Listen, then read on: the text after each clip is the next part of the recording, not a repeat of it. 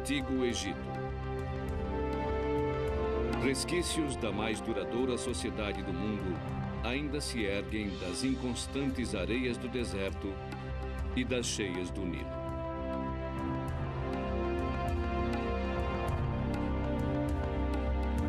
Mas durante 1.600 anos, uma parte importante da paisagem ficou escondida. Enterrada como um tesouro no mar, aguardando para ser descoberta.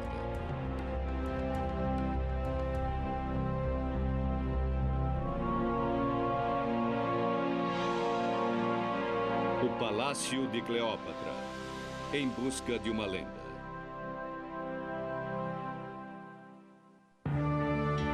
Egito.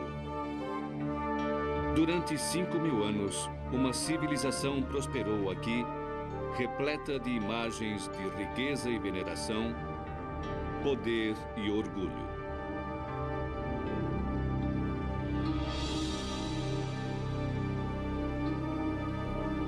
Um povo que possuía uma profunda crença na vida após a morte, que encontrou expressão em imensos templos e túmulos, e que dedicava sua fé ao faraó para guiá-los e protegê-los.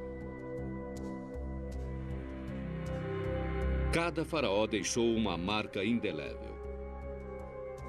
Ramsés II, o grande construtor do império,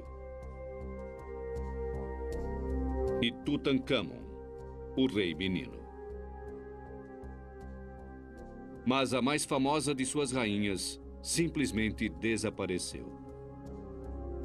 Cleópatra, a face que inspirou milhares de lendas. Sua história tem início na Alexandria, uma cidade no delta do rio Nilo, na costa mediterrânea.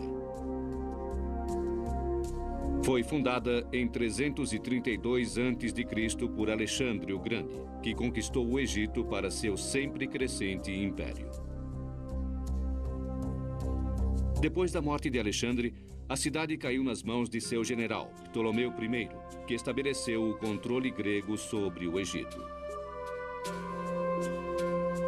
Em 100 anos, a Alexandria se tornaria a cidade mais famosa do mundo. Um glorioso centro cultural e de estudo que atraiu os maiores intelectuais e artistas da época. E enriqueceu como porto comercial entre a Europa e a Ásia. Barcos da Índia e de Roma orientavam-se por seu fabuloso farol, uma das 7 maravilhas do mundo antigo. A ocupação grega da Alexandria e do resto do Egito durou por cerca de 300 anos, até a época de Cleópatra. Rainha Cleópatra, a 7ª. Uma rainha egípcia de sangue grego, ela permanece como um dos maiores enigmas da história. Popular entre os egípcios, Cleópatra foi a primeira governante grega a aprender sua língua. Ela manteve o poderoso Império Romano sob controle, mantendo ligações íntimas com seus líderes. Mas sua sorte chegou ao fim quando Otaviano, o regente de Roma Ocidental, decidiu tirar o Egito de seu comando. Para não se submeter à derrota, a rainha cometeu suicídio. Mas, de todos os dramas que Cleópatra enfrentou, não resta nenhum vestígio na Alexandria de hoje. Na verdade, seu mundo encontra-se escondido sob 10 metros de águas turvas em uma baía que se estende por mais de 2 quilômetros quadrados. Ninguém jamais tentou uma busca em grande escala neste sítio enorme até agora.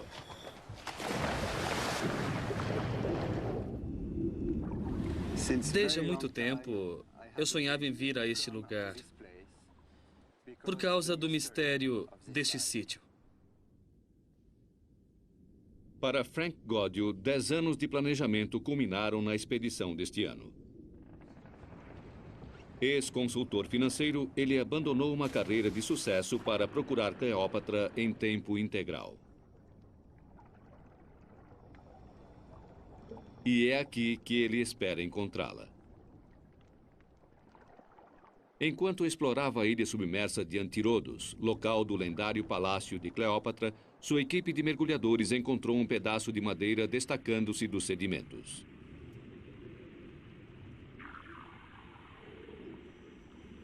Durante 3 semanas, os mergulhadores limparam o sítio. A curiosidade transformou-se em excitação.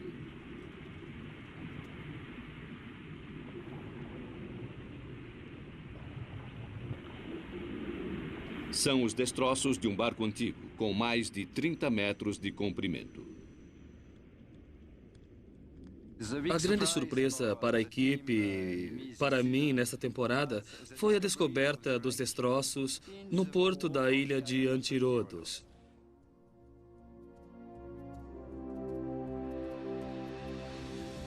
É um naufrágio magnífico. Está em excelente estado de conservação. A datação por radiocarbono identifica o barco com a época de Cleópatra.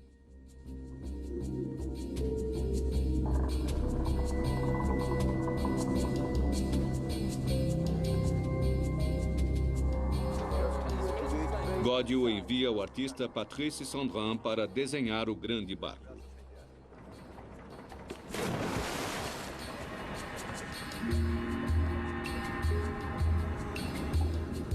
O papel especial à prova d'água permite que ele faça um esboço.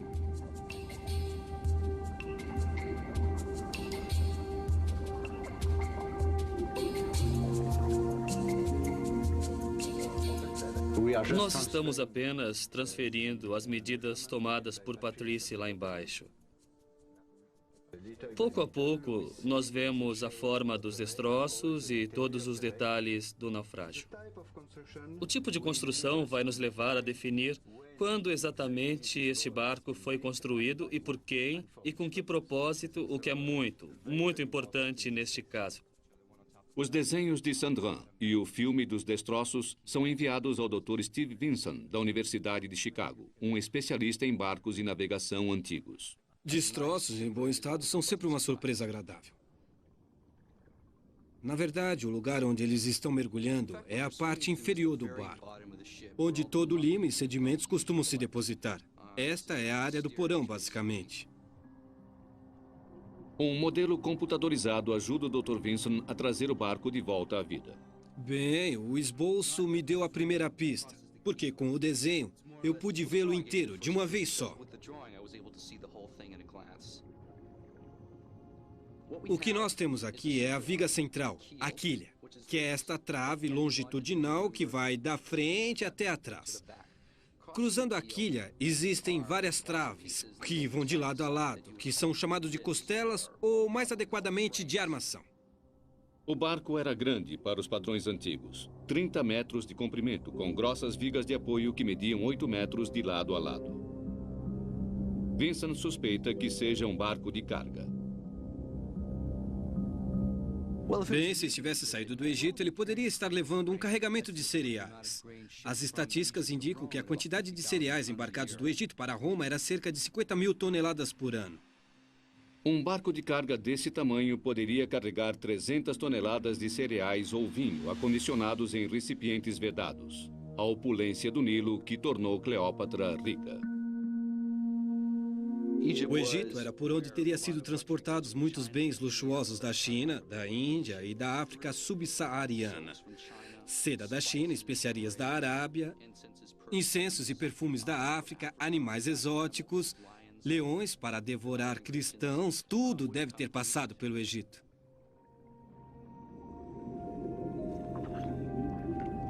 Escondidas entre os destroços do barco, a equipe de Godiot encontra joias em perfeito estado.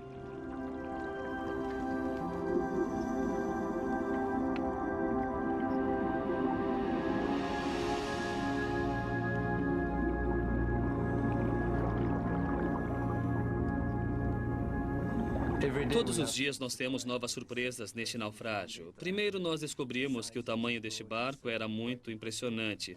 E encontramos também muitos objetos de luxo, em bom estado, de ótima qualidade. Este é o fundo de uma taça muito fina. uma linda taça, e nós também encontramos esta presilha em marfim. E encontramos um anel de ouro muito bonito. Muito bonito. E temos este anel de ouro exótico e importante aqui. É um anel de ouro com pedras semi-preciosas, com o desenho de um pássaro chamado de entalhe, e era usado como selo, por exemplo. Depois de semanas de limpeza do sítio do naufrágio, os mergulhadores encontram um grande rombo, o buraco que afundou o barco há 2.000 anos. Mas não há como saber se ele bateu em um recife ou se foi um incidente de guerra. Pode-se levar anos para resolver o mistério do naufrágio no porto de Cleópatra. É uma das embarcações antigas mais bem preservadas já encontradas. Um barco que Cleópatra pode ter visto navegar de seu palácio real. O palácio que Frank Gaudio está determinado a encontrar.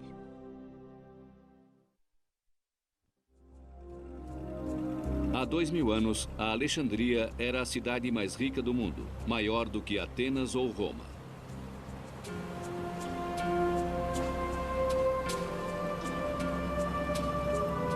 Hoje, uma modesta flotilha de pesca substituiu a Marinha Imperial de Cleópatra.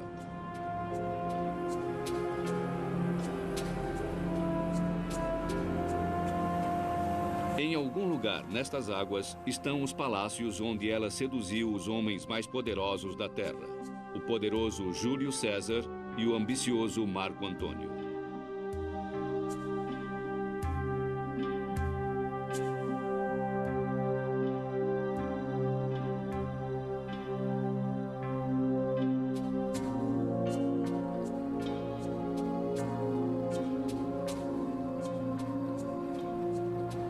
Mas o tempo foi cruel com Alexandria. 4 séculos depois da morte de Cleópatra, terremotos e uma enorme onda derrubaram o palácio para o porto fronteiriço.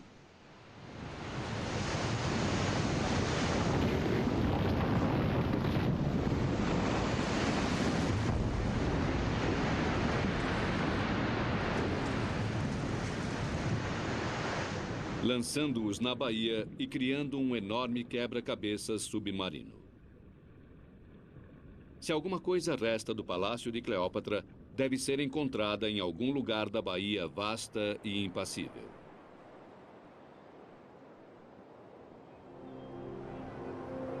Com 2 a 10 metros de profundidade, a baía tem mais de 2 quilômetros quadrados. Gaudio precisa de um ponto de partida para sua caça ao tesouro. Seu único guia é uma tênue voz da antiguidade. Um escriba grego que viajou para Alexandria 3 anos depois da queda de Cleópatra e que escreveu sobre as maravilhas que observou. Seu nome era Estrabo, e ele descreveu uma grande cidade fortificada com um imenso farol, uma das 7 maravilhas do mundo antigo. Nós sabemos por Estrabo que em torno deste porto havia palácios e templos. Entre eles havia também uma ilha com o palácio de Cleópatra e um pequeno porto que pertencia ao rei. Foram feitos muitos mapas baseados nos escritos de Estrabo, mas apenas a exploração submarina pode fornecer os detalhes que faltam.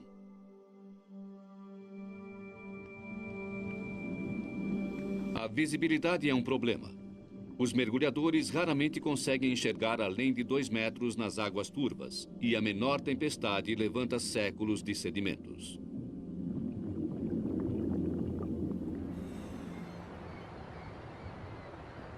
Para localizar o palácio, a equipe de Gaudio usa diversos tipos de sensores para detectar a forma do fundo do mar abaixo deles. O porto é vasculhado em busca de mudanças no campo magnético da Terra, uma indicação de que pode haver estruturas enterradas ali. As imagens são combinadas com sonar e ressonância de profundidade para produzir um rascunho dos quebra-mares e antigos portos submersos.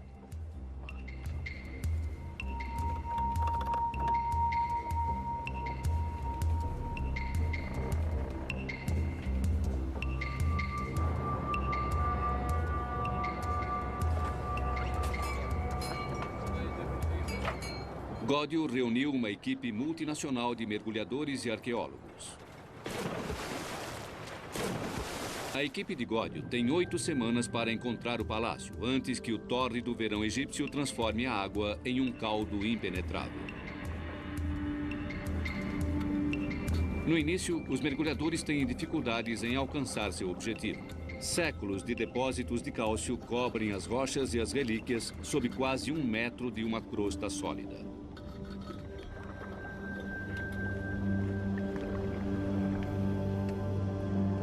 Removendo esta crosta, os mergulhadores expõem fragmentos da grandiosidade e riqueza da antiga cidade.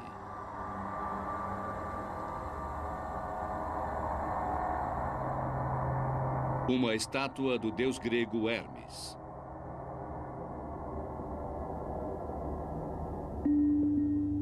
Uma serpente enrolada, guardiã da cidade. Um pássaro sagrado do Egito. O busto de uma imperatriz romana. Godio dá aos mergulhadores um equipamento de tecnologia recente, conhecido como piano, por suas diversas teclas pretas. Ele ajuda os mergulhadores a definir sua posição com a recepção de sinais vindo de um satélite de localização global. Mas os dados do satélite têm uma precisão de 15 metros. Godio necessita de uma precisão muito maior.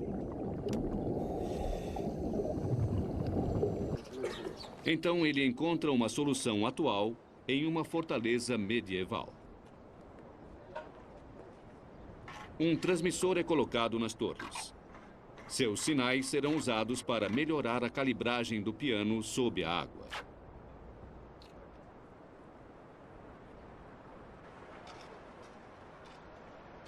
Este receptor está ligado a 2 antenas. A primeira recebe o sinal do satélite.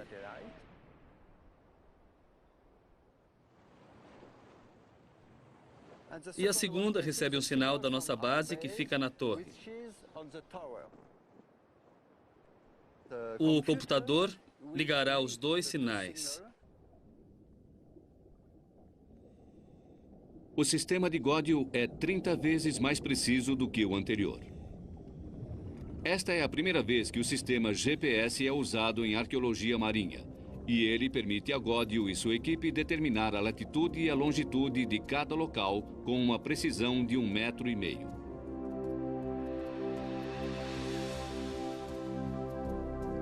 Os resultados da inspeção com o GPS são surpreendentes. Frank Godio consegue desenhar o mapa preciso de uma metrópole desaparecida. Em 1997 e 1998, depois de escavações arqueológicas, nós conseguimos definir precisamente os contornos e a localização da cidade arruinada. A equipe de Godio utiliza boias vermelhas para definir um perfil das descobertas submersas. Seguindo as pistas de Strabo, Godio finalmente consegue ter uma perspectiva de um mundo perdido.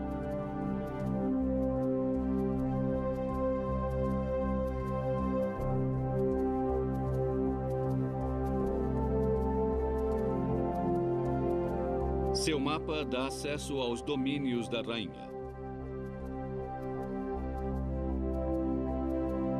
O palácio onde Cleópatra seduziu Júlio César, o poderoso comandante das legiões romanas.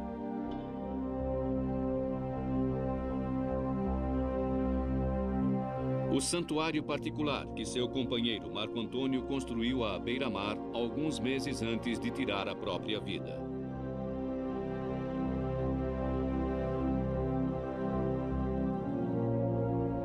E, finalmente, Antírodos, a ilha real de Cleópatra.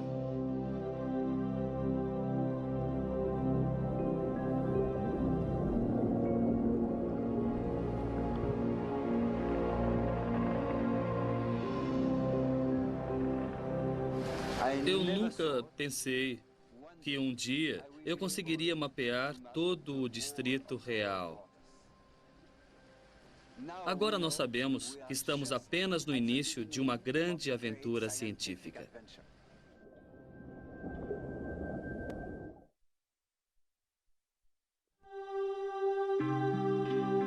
Pela primeira vez em quase 2000 anos, os palácios reais da Rainha Cleópatra podem receber novos visitantes.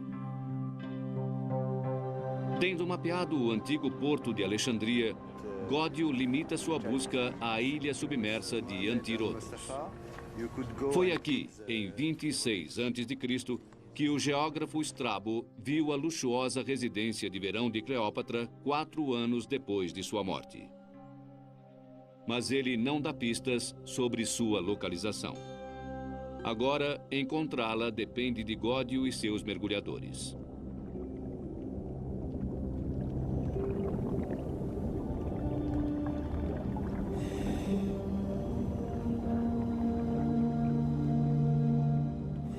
Uma escavação arqueológica é como um grande quebra-cabeças. Informações muito pequenas preenchem os espaços vazios. O sítio em si é imenso, 27 hectares, sob águas tão turvas que a visibilidade é frequentemente limitada ao comprimento de um braço. Quando os artefatos são encontrados, eles precisam ser catalogados ao longo de uma linha do tempo na qual a vida de Cleópatra não passou de um breve instante.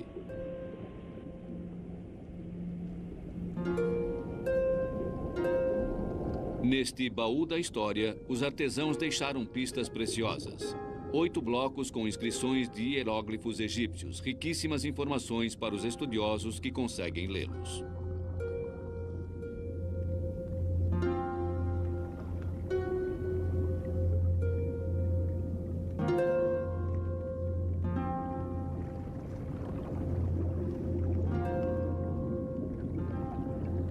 Faixas de silicone flexível são enviadas para baixo para fazer cópias do texto.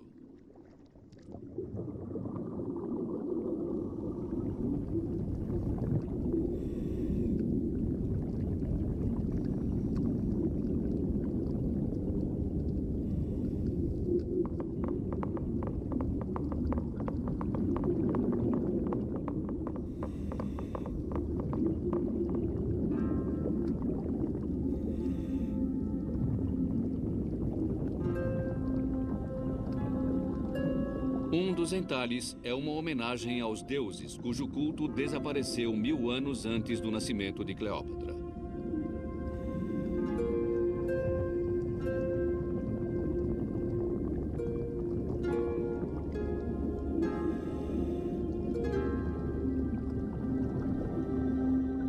Outras inscrições estão em grego. Um tablete homenageia um imperador que governou 2 séculos após a morte de Cleópatra.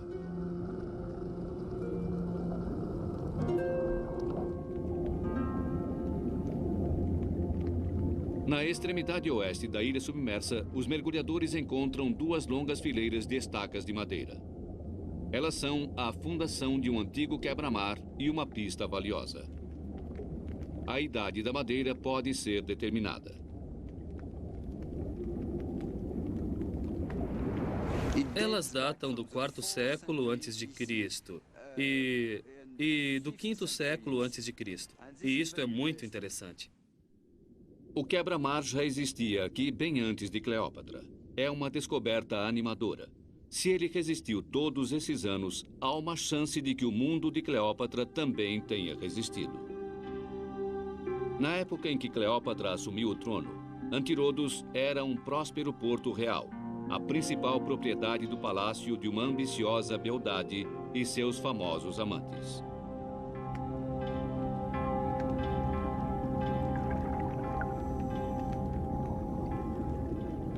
Animado com a descoberta das antigas docas, Gódio procura vestígios dos edifícios do reino de Cleópatra. Perto do cais, os mergulhadores descobriram dezenas de colunas claramente gregas. Os ancestrais de Cleópatra vieram da Grécia. e importaram seu estilo para o Egito. As bordas bem marcadas lembram as colunas encontradas em Atenas, mas foram esculpidas em granito egípcio nativo.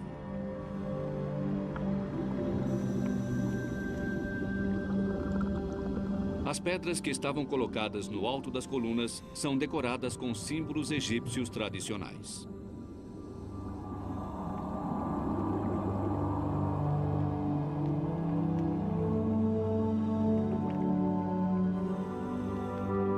Os pilares deviam formar colunatas elegantes, abrigando a rainha e seu séquito enquanto eles subiam a bordo de seus barcos reais.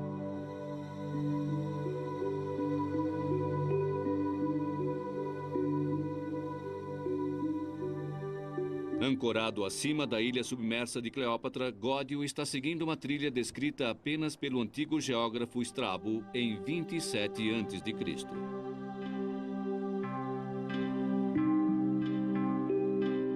Gódio sabe que havia um palácio na ilha de Antírodos.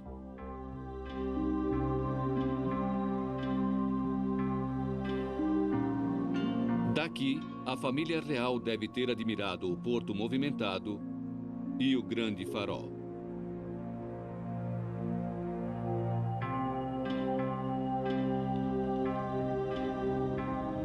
Os mergulhadores de Gódio retiraram a crosta das ruínas na parte sul da ilha submersa.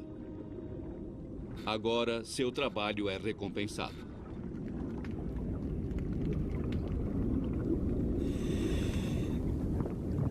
Os mergulhadores descobrem uma série de colunas gigantescas esculpidas em granito vermelho egípcio.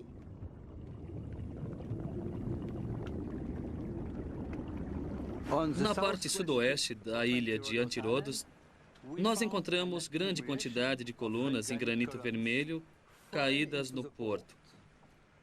Nós contamos 60 unidades. Elas são imensas, com mais de 1,20 m de diâmetro. As colunas caídas cobrem 60 metros do fundo da baía.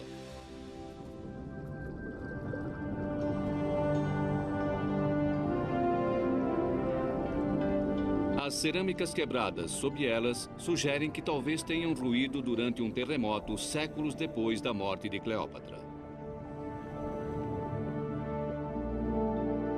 Pinturas de um mundo antigo indicam que as colunas podem ter servido como um portal cerimonial para a ilha.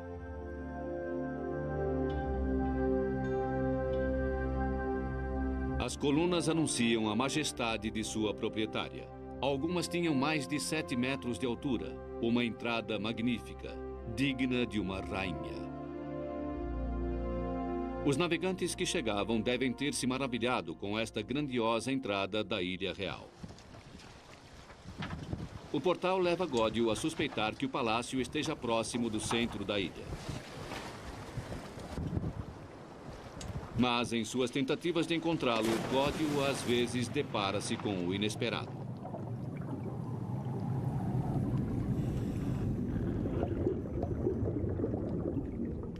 Um dia, eu estava mergulhando sozinho na ilha de Antírodos, limpando um bloco de granito.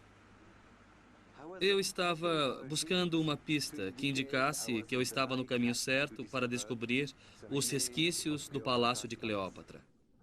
Os hieróglifos no bloco de pedra revelam uma serpente enrolada, lembrando ao explorador a lendária serpente que acabou com a vida de uma rainha de 39 anos. Apesar de não ser do período de Cleópatra, eu encarei isso como um bom sinal para a minha busca. A inscrição diz: Vida Eterna.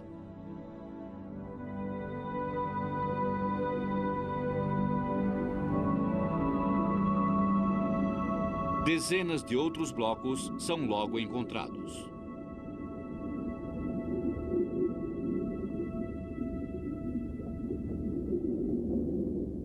A próxima descoberta convence a equipe de que eles estão no caminho certo. Grandes extensões de pavimentos em pedra calcária, 550 metros em toda a ilha, formando uma série de grandiosas esplanadas. São encontradas ainda mais colunas caídas, colunas que parecem formar uma antiga alameda, provavelmente levando ao palácio. Godio suspeita estar próximo do palácio. Então, ele instrui os mergulhadores para escavar uma vala profunda perto dos pavimentos.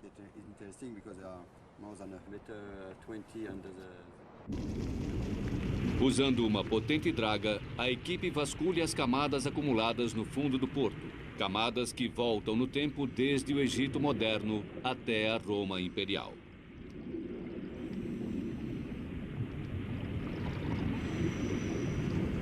A equipe leva 3 semanas para alcançar a camada em que mais estão interessados.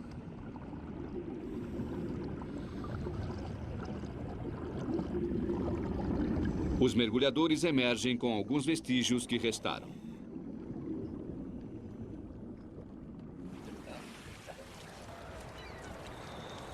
Esta camada que nós encontramos ontem, com estas cerâmicas muito finas, data, nós achamos, da época de Cleópatra.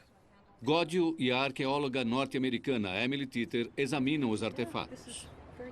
É uma bela peça, sim, com um acabamento como... Sim, um prato, um trabalho muito bom. Potes e copos que podem ter sido usados por Cleópatra e sua corte real.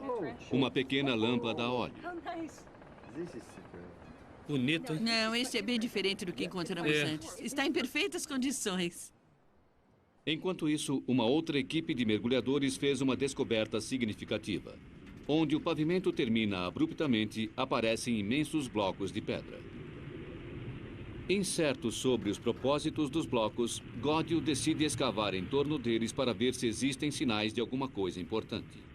Um palácio, é claro, é um monumento importante. E para um monumento importante, você precisa de uma base bem sólida. Os mergulhadores de Godio começam a escavar através dos séculos. Uma série de fundações de madeira aparece marcando o contorno de uma estrutura com 62 metros de comprimento, grande o bastante para suportar os blocos da construção que a equipe havia encontrado antes. Godio está convencido de que esta deve ser a fundação do Palácio de Cleópatra.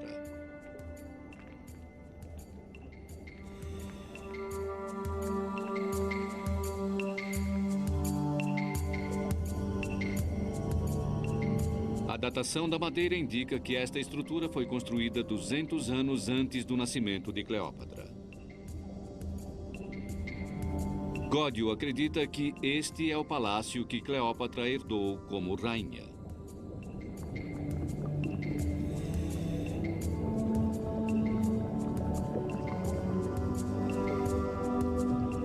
O que significaria, ele encontrou as ruínas da residência de Cleópatra na ilha.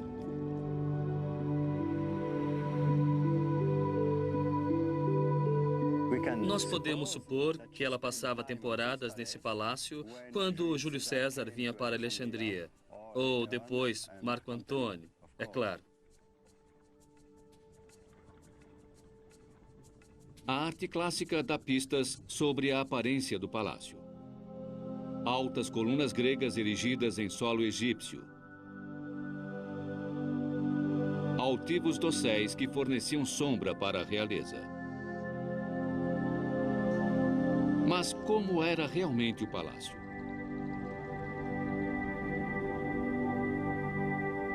Baseados nas fundações, os especialistas podem arriscar um palpite. Dentro destas paredes, o hall de entrada era forrado em marfim e as portas eram marchetadas em casco de tartaruga da Índia. O palácio era adornado com muitas esmeraldas e as joias brilhavam nos divãs.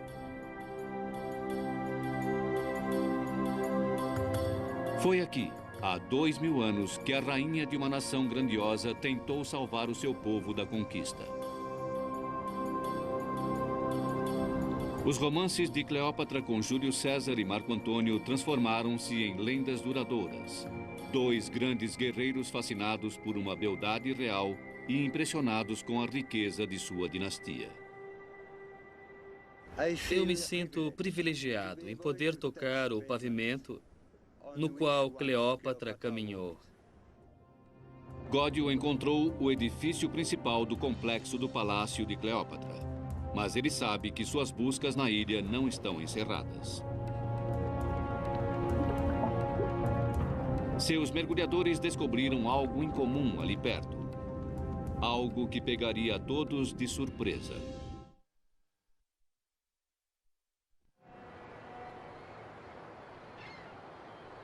Tendo encontrado a ilha submersa onde Cleópatra governava como rainha, Frank Godio está procurando por um outro edifício.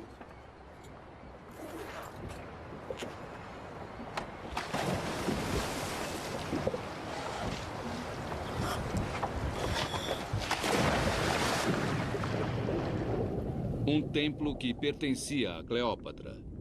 Seu santuário particular. Os mergulhadores passaram 2 anos procurando por ele. Godio está convencido de que ele ainda está lá.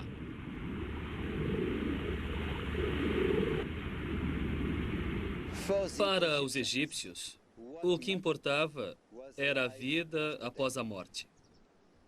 Apenas os templos eram construídos para durar eternamente, não os palácios.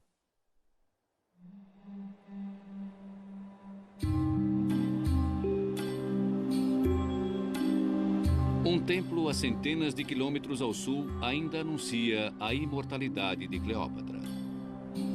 Aqui, sua imagem funde-se com a da deusa Ísis.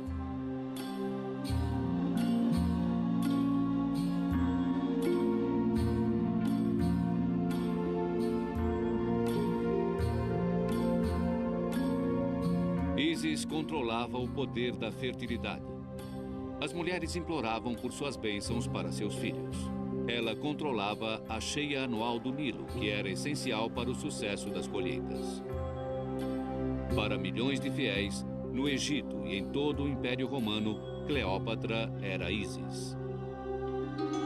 Nas procissões religiosas, Cleópatra vestia-se como a própria deusa. O que restou então de seu santuário particular?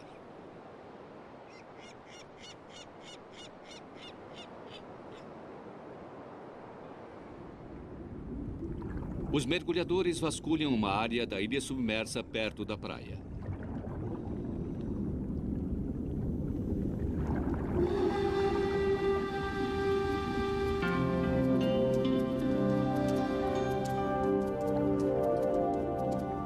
Uma estátua surpreendente é encontrada, mas sua identidade não fica imediatamente clara.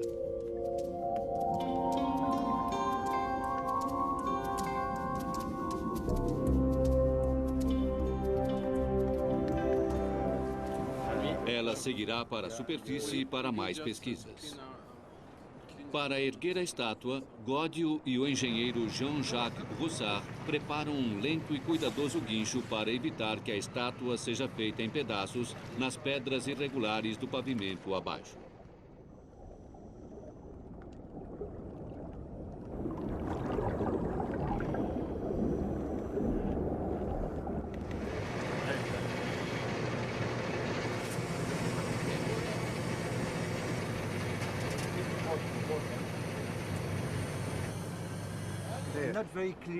Godio reúne-se com Ibrahim Darwish, o diretor egípcio do Departamento de Arqueologia Marinha, e a arqueóloga Emily Tita. O mais provável é que venha de um pequeno santuário da deusa e este seria o ponto principal do templo.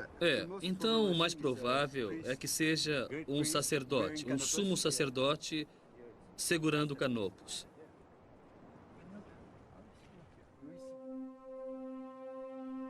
É um sumo sacerdote do culto a Ísis de Cleópatra. Ele segura um jarro chamado de Canopus, cheio com a água sagrada do Nilo. É uma descoberta inestimável.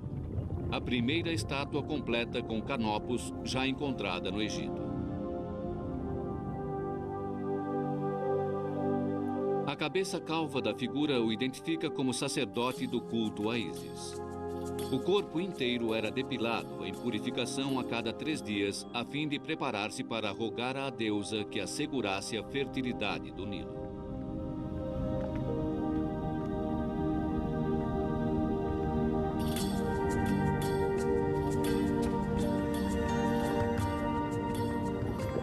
Mas uma coisa ainda mais espetacular aguardava sob as águas.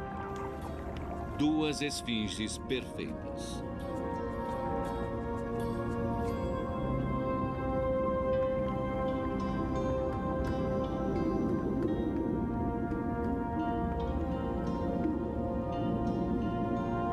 As esfinges são criaturas mitológicas, mas seus rostos reproduzem a aparência dos reis e rainhas do Egito, talvez até mesmo da própria Cleópatra.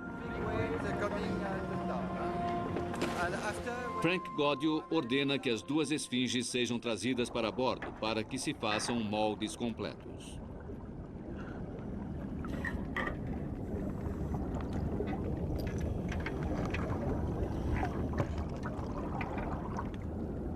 Durante 2000 anos, as esfinges estiveram escondidas dos olhos humanos. Agora, por alguns minutos de ansiedade, elas sobem na direção do céu.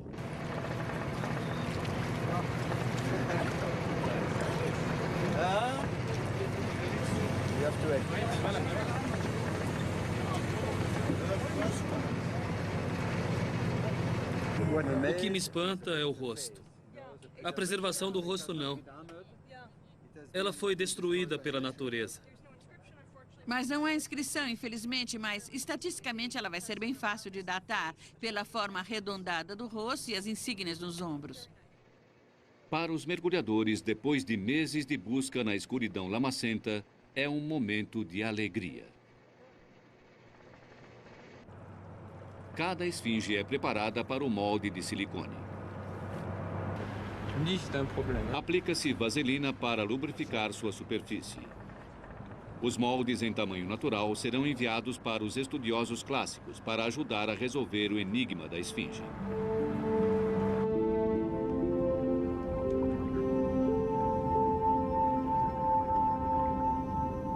A descoberta logo demonstra ser uma revelação.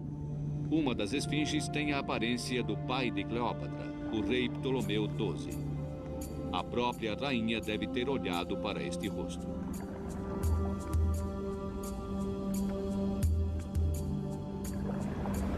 Quando eu estou escavando na ilha Antirodos, eu tenho a oportunidade de trazer novas informações à luz, como a da esfinge com a aparência do pai dela.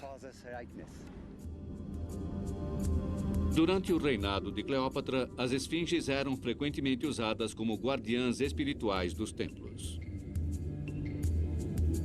A descoberta de esfinges tão perto do sacerdote Canopus sugere a Godio que ele encontrou o santuário que procurava. Elas foram encontradas na bela área pavimentada, perto das colunas de granito vermelho. Esta localização, muito provavelmente, comprova que havia um pequeno santuário de Ísis perto do palácio. Há 2000 anos, elas estariam abrigadas em jardins sagrados e não no mar.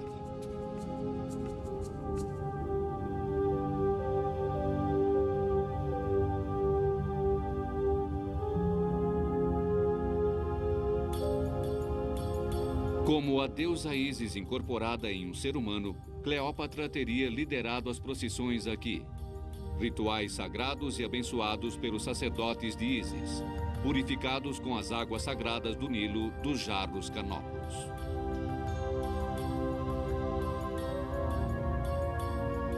Nas horas finais da expedição, há um último tesouro que deve ser recuperado do porto de Cleópatra. É uma gigantesca cabeça em pedra. A estátua completa devia ter no mínimo 5 metros de altura. Mas que homem mereceria tamanho memorial? Só há uma forma de ter certeza: trazê-la à superfície para estudos.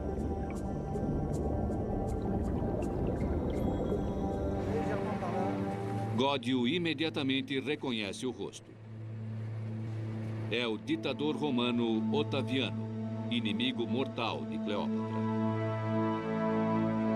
Quando seu poderoso exército invadiu a Alexandria, Cleópatra preferiu suicidar-se a render-se.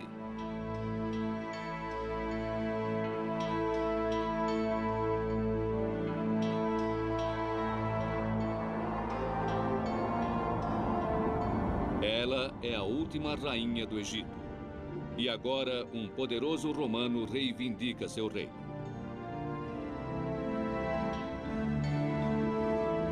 Depois de 2000 anos, Frank Gaudio alcançou o mundo dela.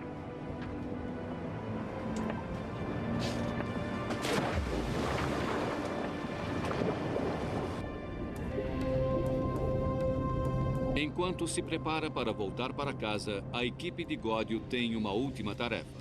Eles precisam devolver todos os tesouros de Cleópatra à Baía. No final, o governo egípcio vai determinar o destino deles.